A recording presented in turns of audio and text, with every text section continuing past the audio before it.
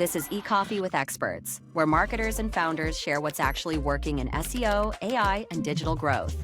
Grab your coffee and fuel your mind as we chat with top minds about their wins, struggles, and lessons you won't find in a blog post. Brought to you by Digital Web Solutions, we bring real talk to help you grow your business, one episode at a time. Let's get started.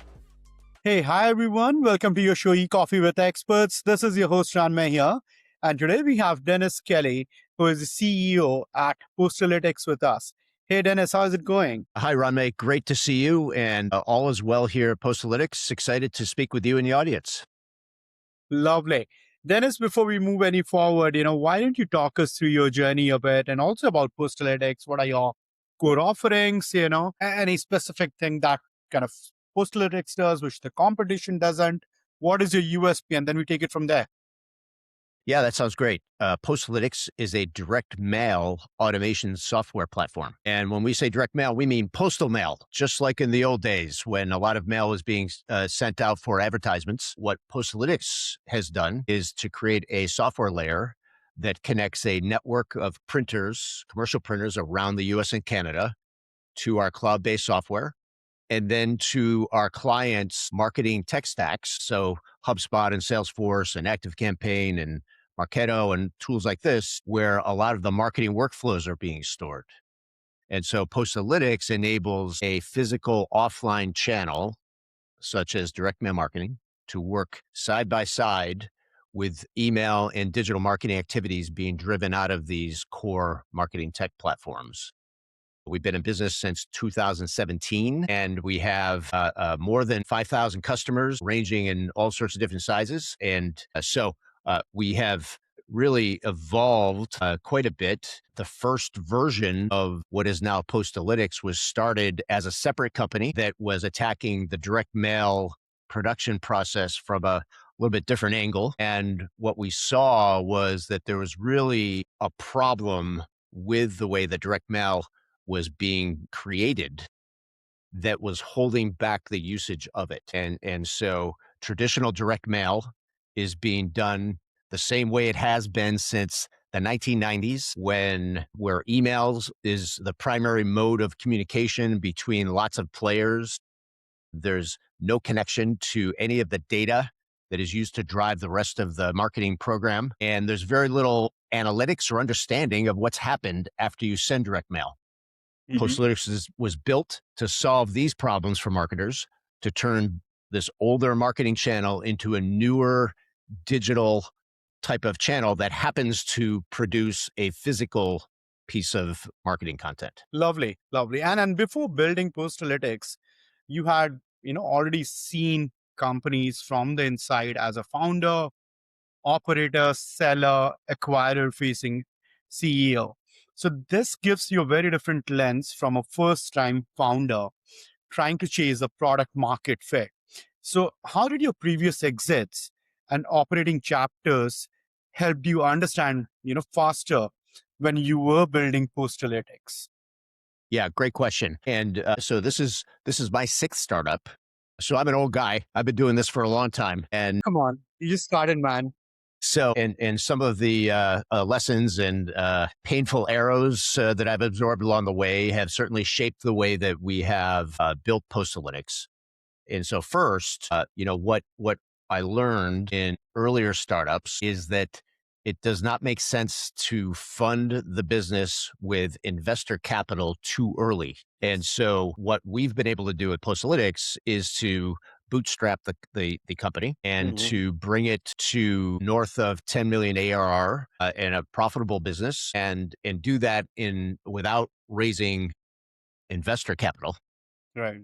And so now we're in a position, if we want to do that, then we have a lot of options and we can retain control of the business. And so it's really important for first-time entrepreneurs to think through whether this business is appropriate for investor capital in its early stages or not. And so I've learned a couple of different times. Sometimes they are, sometimes they're not. We viewed this one as something we needed to foster and build and learn before we go out and raise capital. And so that's what we did here at Postalytics. How would you differentiate the two, just to kind of double down on this, right? So as a first time founder, let's say an early age entrepreneur, how do you decide, okay, these are the things that is like a must have in order to kind of ensure, okay, I go the bootstrap route versus getting outside funds. Yeah, sure. So there are a lot of variables, of course, in Yeah. this evaluation, but I think it's very important to really think critically about the early customer acquisition process and to really challenge yourself to determine whether the early success of bringing a product to market is indicative of a scalable, highly repeatable sales process that can go on for a long period of time Hmm. versus some early indicators of success, but maybe not enough depth, maybe not a particular vertical industry or a customer segment that it's so clear that this is something that is highly, highly valued and they will pay for it over and over and over again. And Hmm. so I think from the best way to make this decision is to truly think critically and very hard about sales. And if sales are coming in, but they look like a lot of different types of customers and there's a few of everything and there's no clear pattern for an ideal customer that if you had some funds to go chase that customer, you're going to get a high percentage of those sales. Until you're absolutely convinced of that, avoid the investor capital, in my opinion. Lovely, lovely, great points there. Now, you have a very, kind of sharper point of view in terms of Postalytics coming out of Boingnet. And then you always said, it should be automated, measurable, and connected to the CRM workflows marketers already use rather than sitting out of it. So what was the strategic insight that made you say, this is not just direct mail software, this needs to become a direct mail automation strategy? Yes, and it's really driven by the lessons we learned in the initial version that we called Boingnet, where we were selling primarily to the print suppliers that are involved in the direct mail process. And we built a solution that enabled them to do many more things with the direct mail. But what we learned was that the current ecosystem that has been built up over many decades around direct mail is really good at executing on the way that direct mail has always been done, which is very large batches, not that much personalization, and squeezing the price on each piece of mail down to the lowest possible number. But with those constraints, direct mail is not being used to accomplish many things it could do to complement email and digital marketing. As we all know, long term, email open rates have been declining. It's Yeah, harder and harder to connect with people via get through. email. Yes. While at the same time, the cost of digital marketing has been increasing on a steady basis. So there's a gap there that a smart, tailored, personalized direct mail program can really complement and boost the investments that have been made in the marketing tech stack. But the ecosystem that was built to deliver direct mail from agencies to the printers, it was not designed to be flexible and malleable and able to do these types of things. So what we learned really was that there needed to be a solution that could handle this process from end to end and plug it right into that tech stack so that if you're using HubSpot, you can just add direct mail to a workflow in the customer journey and trigger a single piece of mail to go out, maybe on an anniversary or to thank a customer for signing up or something like that, and not worry about trying to pull 100,000 pieces of mail together to save another 2 cents per piece on the cost. Hmm. Hmm. Right. So very different way of looking at the problem. And that's what we saw as the opportunity. And so we decided to ditch Boingnet, stick a fork in it, take a year, take some of that underlying tech we had created and came back out as Postalytics. Hmm. So basically, you're kind of pushing marketers to stop thinking about it as a one-time thing versus, seeing it as an automated customer journey touch point, right? And kind of making it as part of your overall marketing or let's say outreach funnel ecosystem. That's right. That's right. And, one of the great experiences that we had was as a part of Boingnet, we built an email marketing platform, Uh-huh. right? That was a part of that software. And then what we saw was, well, you know what? Email marketing and direct mail marketing are almost the exact same thing, except one of them is pushing a piece of marketing material and data together to form a message that gets sent out to an email server and then distributed out to the internet. The other is taking that same message, that same data, merging it together, pushing it to a printer to create a message that gets sent out through the post office, right? So it's almost an identical process, yet the way that marketers were engaging and building these campaigns was entirely different. Obviously, you're doing email only through software, but you're doing direct mail through files that you create with Adobe, and then you're pulling data into spreadsheets, you're manipulating the spreadsheets, you're sending pack files back and forth to print partners and to mail houses and postage. There's all these things you got to worry about that you don't with direct mail or with email. Sorry. So Mhm. Postalytics takes care of all that. So as a marketer, you're worrying about your campaign strategy. You're worrying about your creative. You're worrying about the targeting and the audience that you're trying to focus on, not the production, not the measurement, not the connection to the data points and all this. Hey, we hope you're enjoying the coffee and the conversation so far. This show is powered by Digital Web Solutions, and if you've ever wondered how the biggest brands actually build authority, this is it. DWS has a massive network of over 250,000 publishers, real sites that help you rank on Google, and more importantly, stay visible in AI search. It's the heavy lifting most teams just can't do on their own. As a thank you for listening, they're offering an exclusive free strategy call just for our eCoffee listeners. It's a great way to map out your authority plan for 2026. Just click the link below to book yours and see how they can help scale your brand. All right, now let's get back to the show. And in the direct mail industry, Dennis, is getting pulled into a very different conversation now. Data-driven personalization, omni-channel integration, process automation, attribution, and AI is everywhere, right? So that lines up closely with what you have been building at Postalytics for years now. So what do you think is finally changing in the market that makes direct mail automation more relevant than what it was, let's say, 5 years ago? Yeah. So I think that the combination of the challenges associated with email marketing primarily that, where the spam filters are getting more challenging to penetrate. The amount of email that people are getting on a day-to-day basis is overwhelming. And so it's very hard to stand out if you're only playing in email. Whereas direct mail, the amount of volume in everybody's mailbox has dropped. So there's less competition in that mailbox. Very And good it's point. much easier for you to stand out. Very simple, right? You're not receiving personal letters. You're not receiving your credit card statements. All this stuff is now being handled electronically. And so there's this thing that exists at your residence that is receiving messages on a daily basis, only there's very few of them.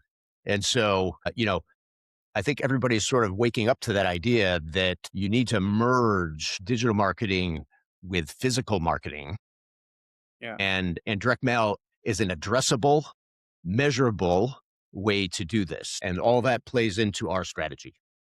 absolutely. Personalization is so important, and thinking about it, personalization is another area, where direct mail has to be kind of more disciplined in nature. A first name on the postcard is not enough anymore, especially, if someone is reaching out to me talking about, my overall, experiences, let's say from a service that I took from a particular place or whatever, right? So there's so much into your life now. They personalize it so much. It's as if, your friend is talking to you, right? So name is on the postcard is not enough anymore. So especially when production cost and customer attention are involved. So what does meaningful personalization look like in a direct mail automation program altogether?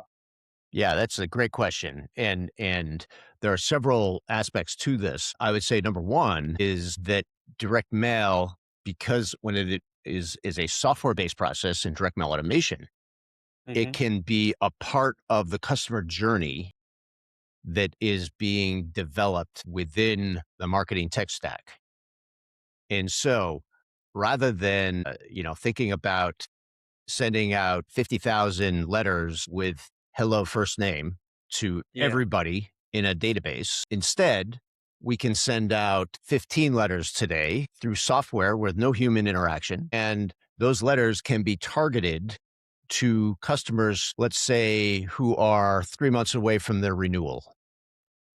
And they need to understand that their contract is going to be up, that their usage of this product has been such. Here are your options to continue the current contract, to upgrade, to downgrade.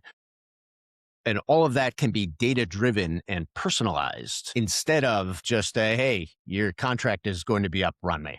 That's it.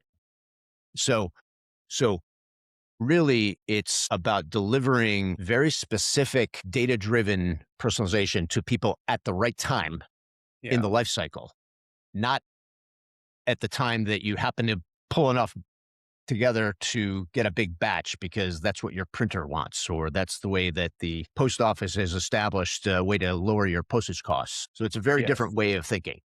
Yes. Yes. Absolutely. Now, AI has, really entered the direct mail and in very practical ways, right? Creative variations, like you mentioned, audience segmentation, QA offer testing, workflow support, right? But in direct mail, batch strategy has a real production cost. And trust you me, we have gone through that, before COVID, I guess, when we tried few strategies, and it has a cost involved. Let's face it, right? So where is AI genuinely, being useful in direct mail automation right now? And then what is Postalytics strategy around it? Yeah, so AI is being utilized across several different fronts. The most common way that AI is being used is to help to generate the creative content. And so, as you're aware, many of the platforms that creatives are using to generate the initial creative is coming from tools like from Adobe and from Canva and from Figma. And those platforms are layering AI tools into there. What we've done is we've said, hey, we're going to create an integration with these tools so that the AI understands, well, to create a USPS compliant postcard, these are the boundaries, these are the rules, these are the best practices. So those AIs can then learn, oh, if I'm going to be creating a postcard that is 6.5 inches high by 11 inches wide, here are the parameters by which the creatives should work. And so there's that creative layer is one. Audience selection is another. So folks are using AI models to find targets for their direct mail for, say, an acquisition campaign where they want to take their best customers and model what do they look like. How do I create a lookalike audience without having to go pay an agency, right, to go do this? It's now with Claude, it's a very simple process to pull that together. So there's like a modeling, and then I think one of the really exciting parts about the introduction of AI, and this is something we're very focused on right now, is on the attribution modeling side. And so we're able to work with our clients and to provide them with very sophisticated matchback and ROI analysis so that we can understand the impact of a specific campaign, an overall set of campaigns over a long period of time, and understand what is working, what is not working by taking data from the CRM, from the sales program, or from the accounting systems and the billing systems, and merging that with the data that we're storing as the direct mail automation software and provide a much deeper set of analytics for marketers to understand exactly what's working and what's not so that they can have a continually evolving strategy and of one of testing and continual improvement. Absolutely. And talking about AI, the flip side is it can kind of scale mistakes faster, right? If the list is wrong, timing is off, offer is not in line, automation simply kind of scales it, right? Without you even realizing it. So when should marketers slow down before using AI to scale direct mail or omni-channel campaigns? Yeah, as I was alluding to in the last point, that testing process we think is critical for marketers to undergo to really try a couple of different audience segments, a couple of different creative variants, and put out pilot campaigns, small campaigns, learn, take those lessons back, and then begin an actual scalable program. And so when testing is core and fundamental to the foundation of the campaign strategy, then you're setting yourself up for long-term success, scalable success. And so if not, then you're kind of guessing, right? Yeah. And maybe it works, maybe it doesn't, but you've got no data foundation really to build an idea of what this thing could look like over time unless you invest upfront in that testing process. Absolutely. Absolutely. Great points there, Dennis. But before we let you go, you have been an entrepreneur through and through, right? So a quick one, for our young listeners today who are, kind of starting on their entrepreneurial journey early on in their career, right? What is that one piece of advice you want to share with them? My one piece of advice to an early stage entrepreneur would be to really think about your ability to live in a very low income environment for a period of time. And if you're able to do that, if you're able to have side jobs and income sources or lower your expenses and really focus on the business instead of focusing on your income, then you've established a stable foundation to give yourself a year or two to try to get this thing up and running before you really need to start capturing any income that would be associated with a typical job, right? It's very hard to have both. It's very hard to have, a full salary in an early stage startup. And so I think often entrepreneurs underestimate the impact of their need for capital personally in their evaluation of whether or not it makes sense to try this thing at this time. You know what? That is probably one of the best answers I've heard to this particular question, because we all say, do not give up, specialize on something, which is good. I mean, which is there. It has to be kind of there in your mind when you're starting out something. But this point is so, so, so valid in the sense that you need to be, kind of prepared to live on, let's say, a below par to what you have been, living with your current job for a certain period of time, giving up on certain wishes along the way, kind of make it worthwhile in the long run, right? So very good point. I'll take this away from the conversation, Dennis, apart from the brilliant points that you shared today. So yeah, man, thank you so much for taking out time to do this with us. Really appreciate it, Dennis. Rame, I really enjoyed the conversation. I hope that the audience enjoys it as well. And if anybody wants to reach out to Postalytics, hit us up on the web or on LinkedIn, and we'd love to connect. Lovely. Thank you, Dennis. Thank you. Have a great day.